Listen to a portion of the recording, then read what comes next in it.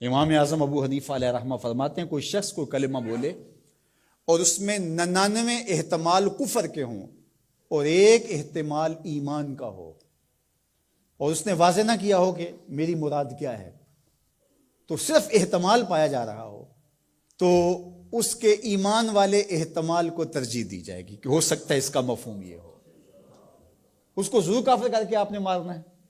تو یہ جلد باز مفتی جو ہوتے ہیں، بلکہ وہ آج کل اصطلاح چلتی ہے فیس بک کی مفتی اور نابالغ مفتی، فتوے کو بھی کم از کم کوئی پختہ عمر آدمی ہو تو وہ فتویٰ دینا شروع کرے۔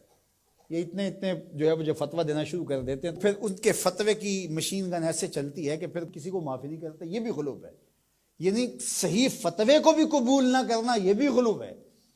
اور دوسرا یہ ہے کہ بس تم فتویٰ دینے پہ تلو اور دیکھو نہ کہ وہ کیا کہہ رہا ہے اور ایک دم فتویٰ جڑ دو، تو یہ بھی غلو ہے۔ تو فتویٰ یہ شریعت اسلامیہ کا ضابطہ ہے، مفتی شریعت نے بٹھائے ہوئے ہیں۔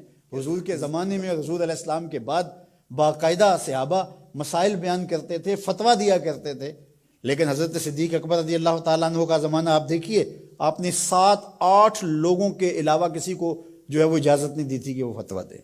اور یہاں کوئی بندہ عرب سے آیا تو وہ جس سے بھی بات کرے نا تو وہ کوئی نہ کوئی مسئلہ بتا دیا جائے۔ ایک ان پڑھ سے بھی کوئی مسئلہ شریعت کا پوچھ لیں تو وہ بھی اس کے بارے میں کوئی نہ کوئی بتا دے گا۔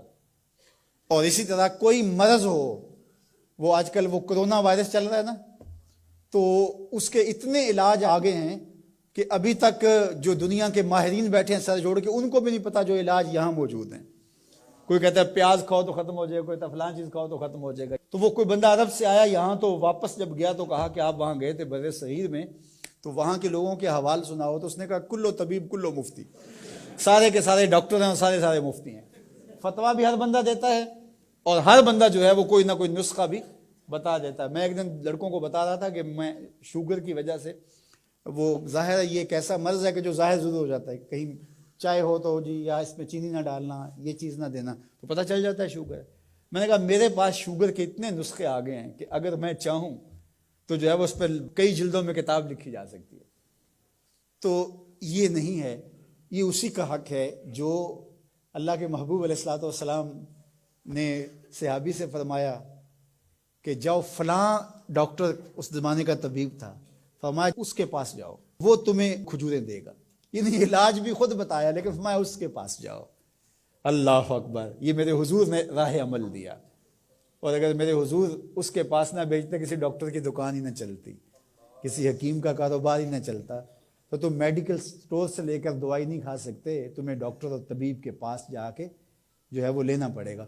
تو یہ فتویٰ بازی اور فتویٰ یہ دو الگ الگ چیزیں ہیں۔ یعنی ایک طبقہ وہ ہے کہ جو اس غلو میں آ جاتا ہے کہ کسی کی زبان سے کوئی بات نکلی نہیں ہے، اس کا مفہوم بھی واضح نہیں ہوتا تو اس پہ فتویٰ دے دیتے ہیں۔ اور دوسرا طبقہ یہ ہے کہ وہ صحیح فتوے کو بھی رد کر دیتے ہیں، یعنی وہ کہتے ہیں چھوڑو جی یہ فتویٰ بازی ہے، وہ فتویٰ بازی کہہ کے شریعت کا کوئی پھر مسئلہ نہیں بتا سکتا، پھر مفتی ہوتا ہے کس لیے ہے؟ تو مفتی کا تو کام فتویٰ دینا ہے، جہاں غلطی ہوگی تو وہ بولے گا کہ یہ غلطی ہوئی ہے، اس کی اصلاح کی جائے۔ افراط و تفرید کے یہ دو راستے ہیں کہ کچھ لوگوں نے شریعت کو اتنا آسان لے لیا، اتنا سہل لے لیا کہ جو مرضی کرتے رہو، اور وہ کیا کہتے ہیں جی دین میں کوئی جبر نہیں ہے، اور آیت کیا پڑھتے ہیں لا اکراہ فی الدین، دین میں کوئی جبر نہیں، حالانکہ اس کا یہ مفہوم ہی نہیں ہے جو لوگ لے رہے ہیں۔ اس کا مفہوم یہ ہے، قرآن کی پوری آیت پڑھیں، لا اکراہ فی الدین قد تبین الرشد من الغی، کہ حق اور باطل واضح ہو گیا، یہ کفر ہے یہ اسلام ہے، تو جب واضح ہو گیا تو کوئی جبر نہیں، کوئی اسلام لانا چاہتا ہے تو لے آئے۔ بندوق رکھ کے کسی کی گردن پہ یا تلوار رکھ کے نہیں کہا جائے گا کہ تو کلمہ پڑھ ورنہ تجھے کاٹ دوں گا، یعنی جبرن کسی کو مسلمان نہیں کیا جائے گا۔ قد تبین الرشد من الغی، حق اور باطل کے راستے واضح ہو گئے۔